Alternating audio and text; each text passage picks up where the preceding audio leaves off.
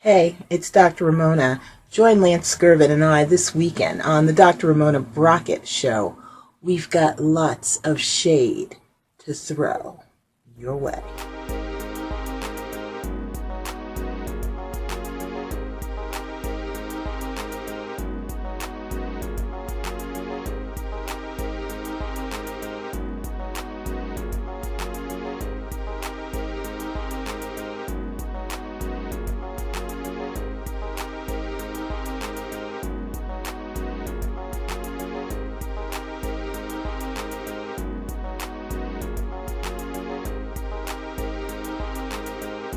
Dr. Ramona Brockett, it's always a pleasure. And when I heard your voice this morning as we spoke over the phone, I knew you had something monumental to share. And it's not always where I hear this sense of urgency in your voice, even though everything you say is monumental. So please, I am so stimulated. I'm so open to hear your tremendous insights. Talk to me and welcome. I'm happy to be here on your show. I'm happy to... My show? Your show? Okay, on the show, on the Dr. Ramona Brockett show, which I don't do very often these days because I'm in betwixt and in between. But I'm happy to be here. I'm happy to be here in one piece. Just a little bit of background. Since the last time we talked, I was actually declared by federal court to be fully disabled. I look very healthy and everything, but I have three diseases that are attacking my body very intensely. And so I'm just grateful to be in New York, where I have great doctors, good medical care, and I'm happy to be on your show and sounding healthy. Yes. And feeling not too bad today. You know, it's important that I say that because when I was in the throes of everything in Maryland, I had that pickaninny judge yell out and tell me that I was not sick. He didn't believe one word that came out of my mouth. And then the former who told him he was a doctor? Huh? Who told him he was a doctor? Right? Well, you know, all the liberal Democrats that put him in on the bench, all the liberal left-wing Democrats who we are about to talk about in a minute, who put him on the bench, and then of course the former assistant attorney Maryland assistant attorney general who testified that I feigned illness. God bless them both. But anyway, I told you to entitle this the Synagogue of Satan. And that actually comes out of Revelation chapter 2, verse 9, and chapter 3, verse 9. So I invite people to read it, but I'm going to read this starting in the middle, starting at verse 8. And it's just a little insight into Revelation. This was John writing, and all kinds of things were revealed to him. It was his revelation. And that revelation is really coming to pass now. And this morning when I called you, I had a sense of urgency because I feel that the Lord spoke to me, that the Holy Spirit spoke to me, and has been speaking to me about the things that I need to speak to people about concerning everything that's going on. But let me just read this first. It says, starting at chapter 8, and the angel of the church in Smyrna write, semicolon, these things said the first and the last, which was dead and is alive. Verse 9, chapter 2. I know your works and tribulation and poverty, but you are rich. And I know the blasphemy of them which say they are Jews and are not, but are the synagogue of Satan. Okay? Then on verse 10 it says, fear none of these things which you shall suffer. Behold, the devil shall cast some of you into prison, that you may be tried, and you shall have tribulation 10 days. Be you faithful to death, and I will give you a crown of life. And then it goes on to say, he that has an ear, let him hear what the Spirit has to say to the churches. He that overcomes shall not be hurt of the second death, okay? Anyway, but what's important is this whole idea of those that say they are the Jews and they are not. It is the synagogue of Satan. Right. Now, what's interesting is a lot of people don't understand, the Rothschilds have that six-sided Star of David. There is no Star of David mentioned. Okay? There in the Bible. It's deep what's going on. So let me just put that on the shelf a minute, because everybody is so incredibly concerned about Donald Trump. And when I say everybody, I'm talking about people of color, people who look like you and I. Yes. People who have been deceived by the Synagogue of Satan. People who have been deceived into thinking that people, these beings on this earth that call themselves human or call themselves people, that they care about us. They don't. Mm-hmm. Okay?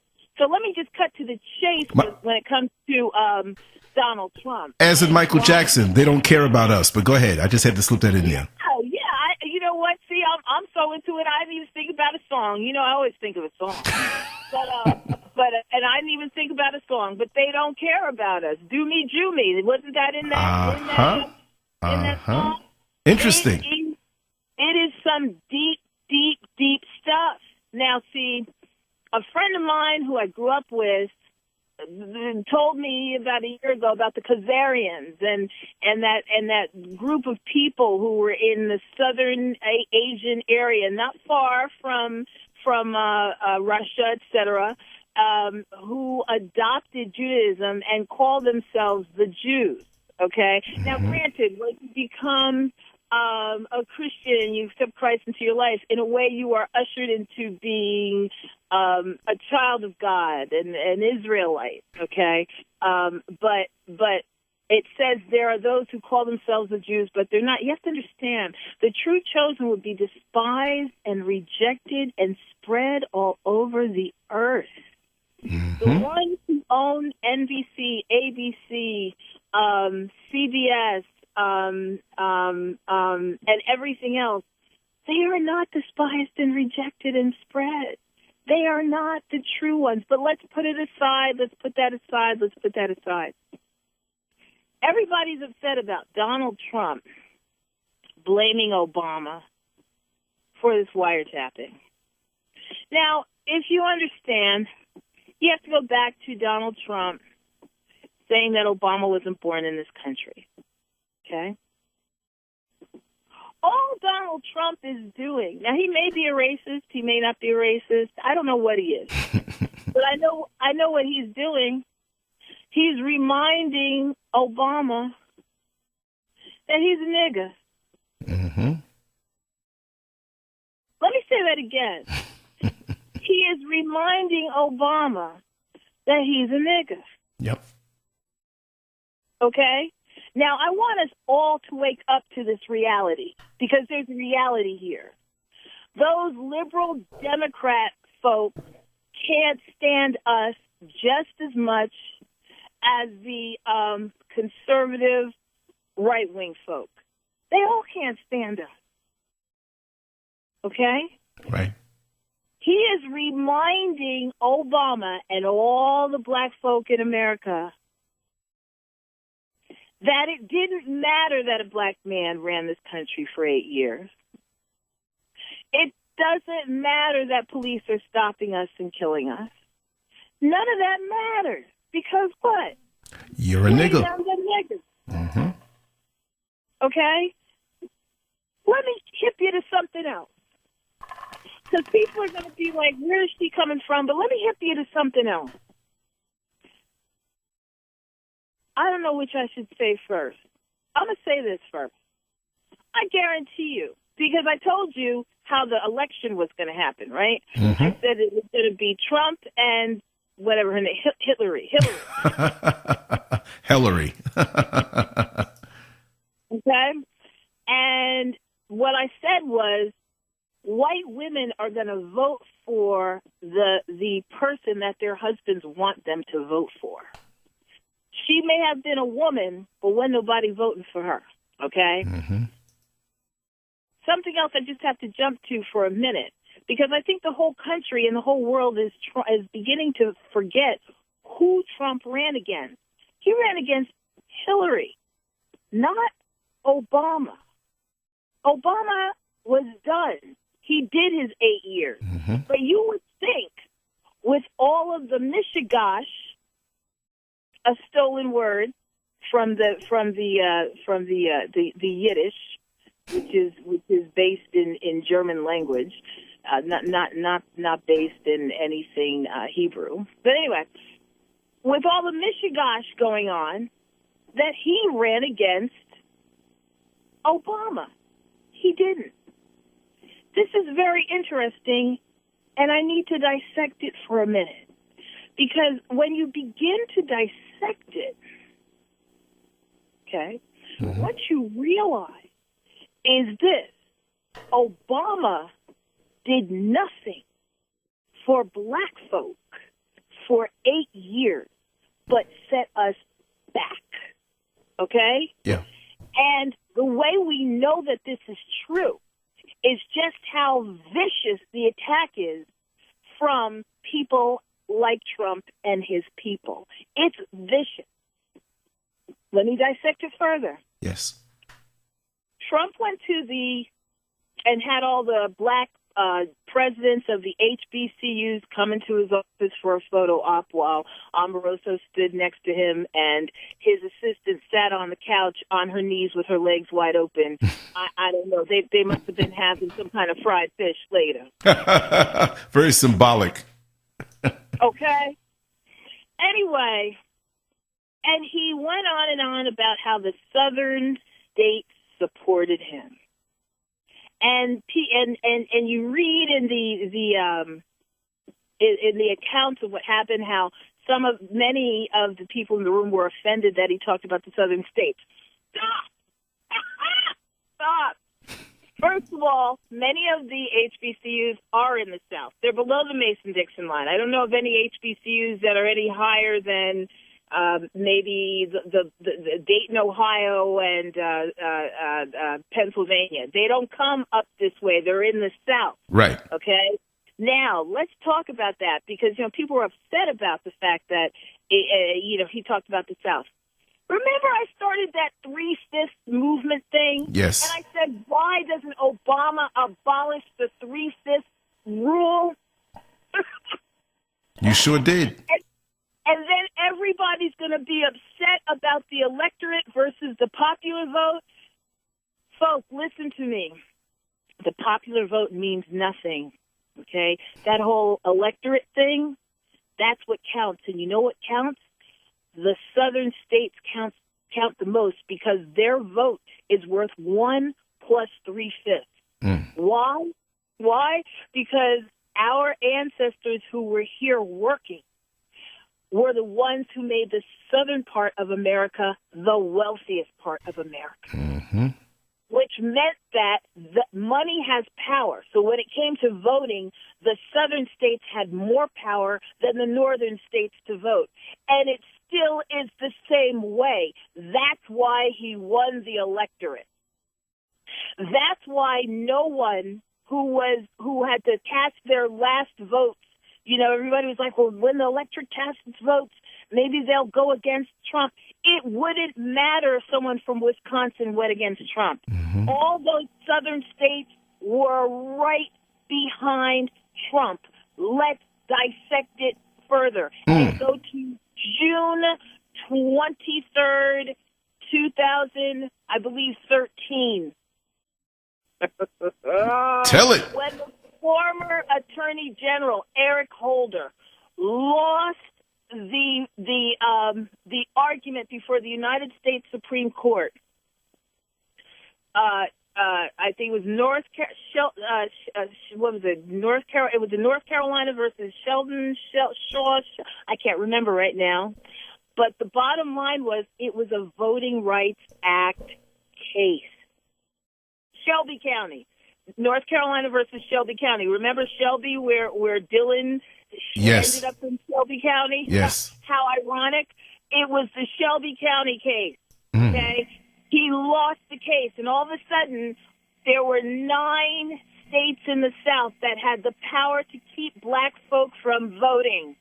And it grew, and it has grown exponentially. We have people in North Carolina, and it's very quiet, but we have people in North Carolina fighting for the vote again. How in the Sam Hill in 2017 are we fighting for the vote when we supposedly got it in 1965 with the Voting Rights Act, huh? Mm-hmm. How did that happen? Let's break it down. Let's break that down. This is some deep Synagogue of Satan stuff, man. Let's break it down, okay? When President Johnson signed that act, and it was simply an act. Right now, I'm doing an act. I'm sitting here and I have my cell phone in my hand, and I am speaking into the cell phone, and this is my act. Everybody has an act. President Obama had an act for 8 years. He acted like a black president. Somebody's going to be angry with you, but the truth often hurts. I don't care who's angry with me, frankly, to tell you the truth. With all that I have been through, and I thank God for bringing me through, you know, let me just take a TV timeout. I was deliberately poisoned when I was in Maryland. I ended up I had to come up here to New Jersey. I ended up in the hospital under police protection. Those pickaninnies and overseers down there who were told what to do to me by people who are part of the Synagogue of Satan tried to kill me, because to kill me would be better than all of them losing their right to practice law because they found it easier to lie about me in federal court than tell the truth. Anyway, let me move on. Let me sip some tea. I don't care who's mad at me, because you know what? God is greater than any mad anybody could be. He really is greater than any mad anybody could be, okay? And God knows he's greater than any lie, any attorney who is barred in the state of Maryland can tell, okay? Let me just interject, Dr. Ramona Brockett. I have to say that many people listen to these recordings and live shows that we do, but I'm privy to the private conversations that we have. And I have to publicly state that whatever you say here on a recording, a live show, to me, it was worse. See, you were in quite a storm, a deadly storm, and you couldn't see the sun behind the clouds, but you knew the sun was there. You knew it would shine through one day. Yep. And there were times when even I had my faith tested through what you were going through, but you held on strong. You have unshakable faith. Yes, you are human. Yes, sometimes physically we feel weak. And then also to go through the ailments that were put on you, the mental anguish, all of this stuff, not just for a week or a day or a month, but for years. You see? So I have to commend you, and we know you're backed by the power of God, but I have to commend you because you had a little something to do with this, because you didn't let go. Too many people, when they're going through their trials and tribulations, they let go of their faith, and there's no connection for or to be blessed because they gave up. God never fails you. It's only you who fail in your connection to God, and I commend you for being that fine example for not failing in your connection to the Most High. I just had to say that. Well, I thank you for that. I thank you for saying that and acknowledging the one who sits high and looks low. You know, last summer I had a dream, and you know I dream dreams. And I had this dream, and in the dream, the Holy Spirit really came to me and said to me, "Let me handle them." And that's exactly what He did. You know, when I was awarded my full disability, one thing that the judge who awarded it was mesmerized by was the fact that I am alive, because the kind of poisoning that was put in the food that was delivered to my house the night before I left. And see, I didn't eat the whole thing. My dog ate part of it. Wow. And he got sick. For the person who's listening in and knows what they put in that food, God bless you. And may you find salvation, okay? Because you are going to reap.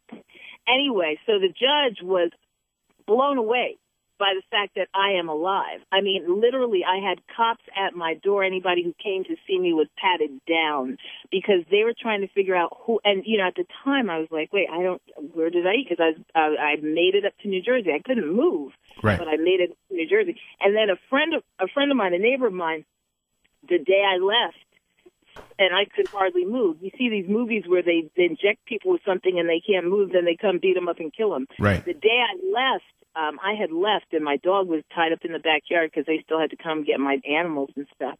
My neighbor saw. He said he speaks in an accent. He's white, but he comes from the Middle East, and he speaks in an accent.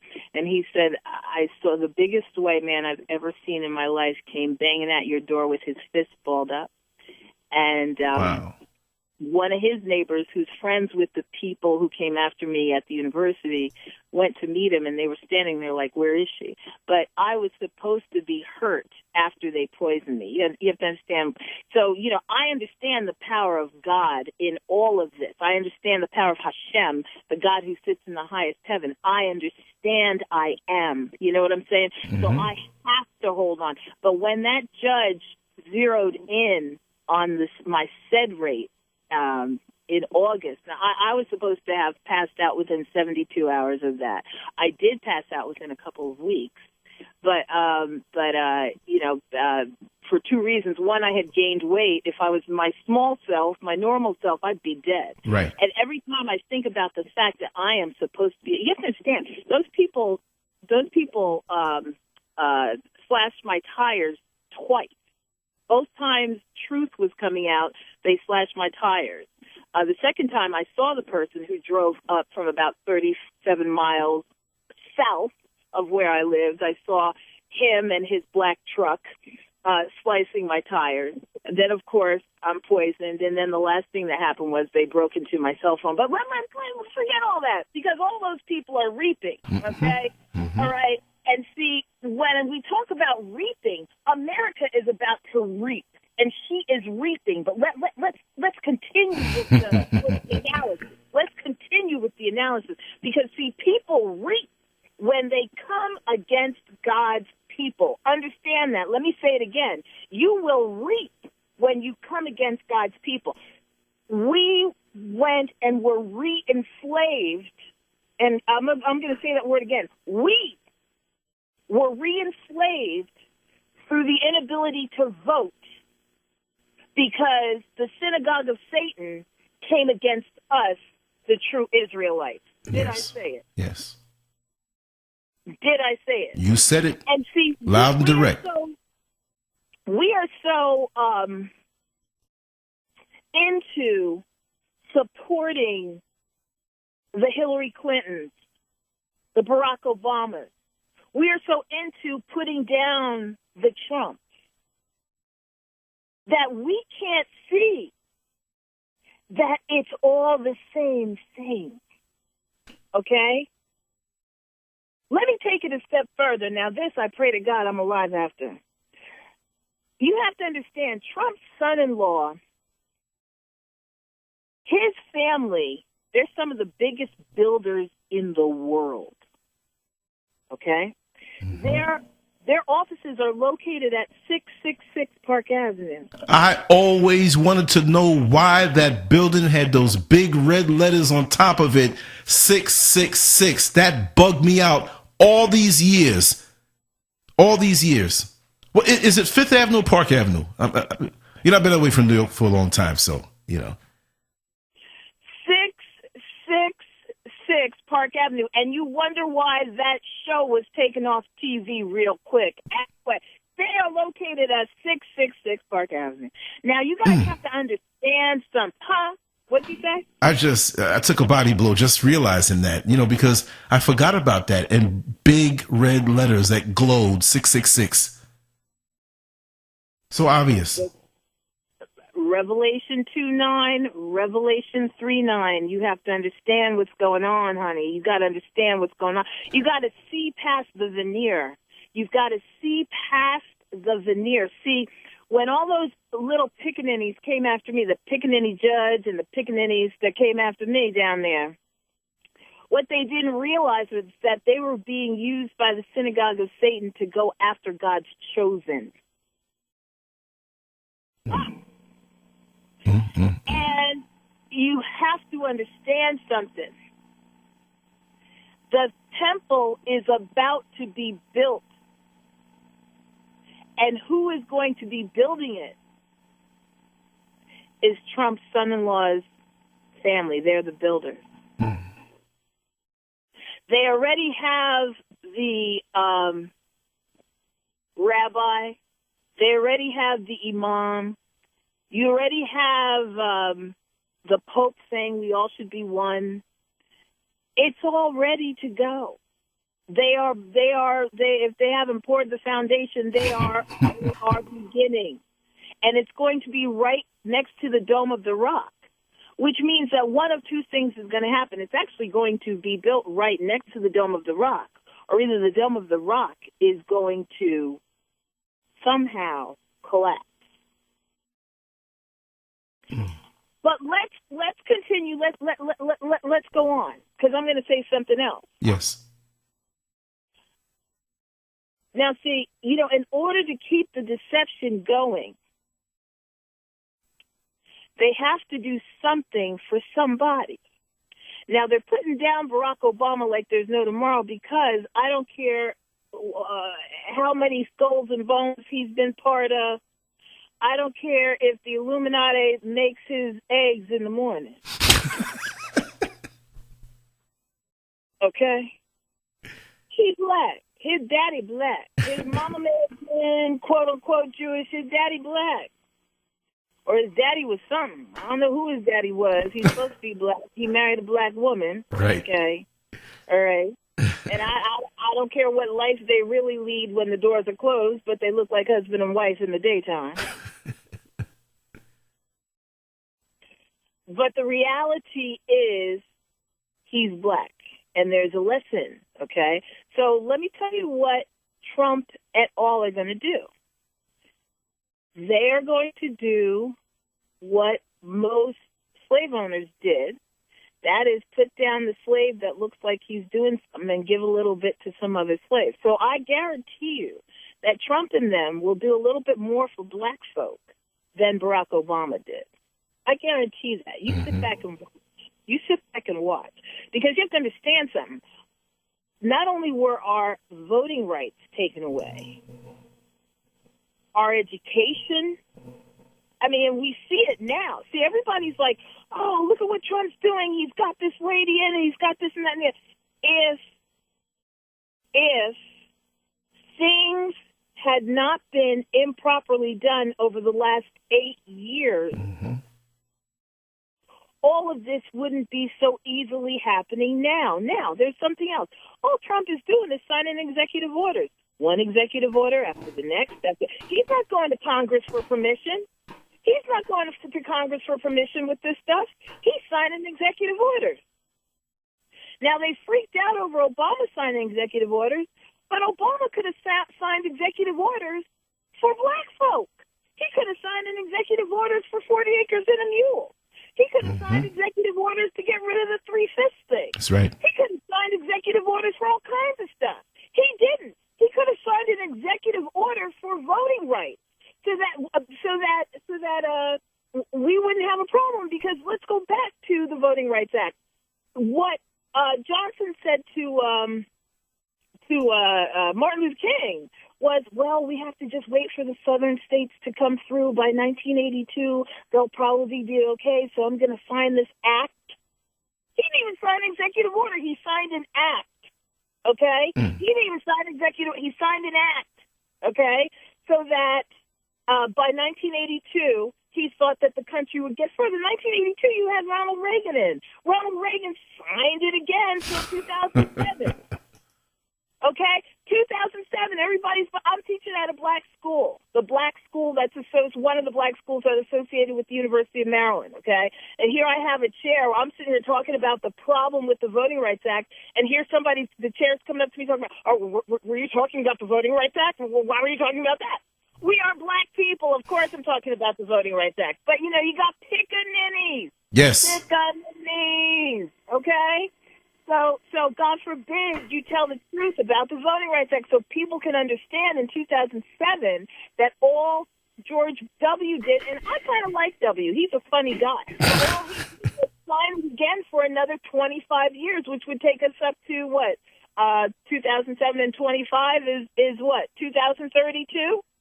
So before 2032 comes up, what do? You get rid of the ability for black folk to vote.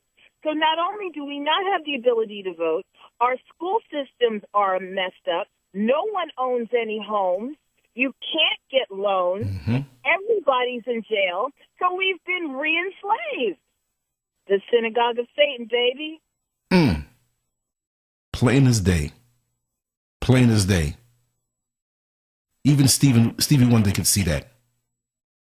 Nobody can see it, man. Nobody can see it. Nobody wants to see it. There are going to be people that listen to this who have a meltdown because they're going to say, but it would have been better to have Hillary in. It would have been, look at all that Barack did. What did Barack do for black people other than take a nice picture and brush his teeth? And what I meant by that is that after the way you broke it down, they could see it. But if they don't see it after hearing this, they're refusing to see it. And they want to stick their head further into the sands of denial. Let me tell you something. You're right, and that's what I meant when I said that. The people aren't going to see. They're going to be mad. They're going to be pissed. You know what I'm saying? They're going to be mad. And I agree with what is the boy's name? Trump. When he said to black folks, "What do you have to lose if I'm elected?" What do you have to lose? He was right. He did say that. I'm sorry, but folks listen to this, they're going to be pissed. He was right. What do we have to lose? When you have a person like him, listen, let's go back to when Clinton was in, okay? Now, if you look at what happened with Ronald Reagan, and if you understand what was going on back then, there was some trickle down, and who benefited from it? Once 1992 came, it looked like Clinton was benefiting from it. It looked like Clinton was the one that made everything turn around. You know what I'm saying? But he wasn't. Mm-hmm. And by 1998, it was falling apart again. We only rode the wave for about 6 years, and then it fell apart again. But what did he do to thank everyone? He did welfare to workfare. He said some of the same things that President Trump is saying. He said the exact same thing. Exact same thing. W said less things about getting people off welfare and all that stuff than Clinton did. Clinton didn't say anything any different than what Reagan was saying. Clinton didn't say anything any different than what Trump is saying. But nobody wants to see it. Because he stood there and blew a saxophone, he is a nigger. Mm-hmm. There's so much more we have to talk about, and we're going to talk about more. I'm gonna let people rest on this for a minute because I think I said enough to piss everybody off. It'll only bring growth for those who want to know the truth.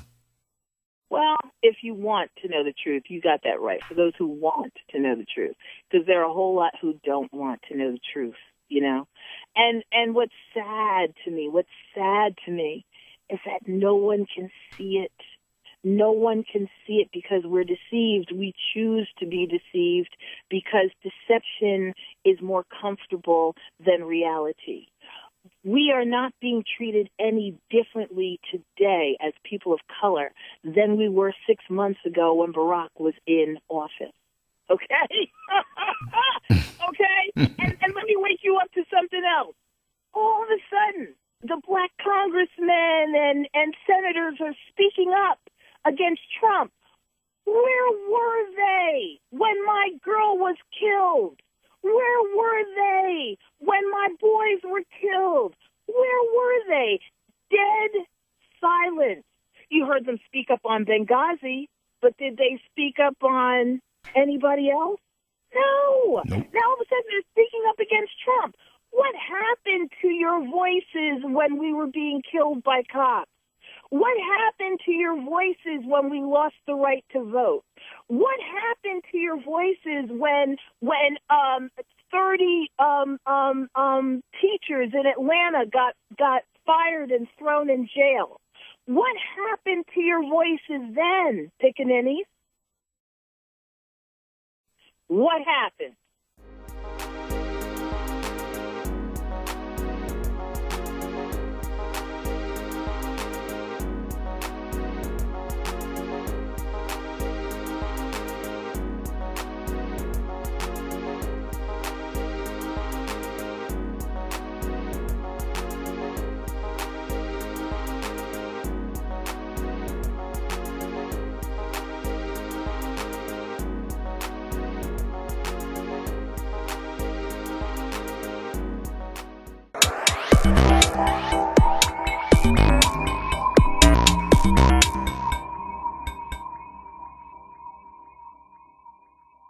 Make sure to check out the boldest blog at lancescurv.com and follow Scurv on Twitter, Facebook, and YouTube under Lance Scurv.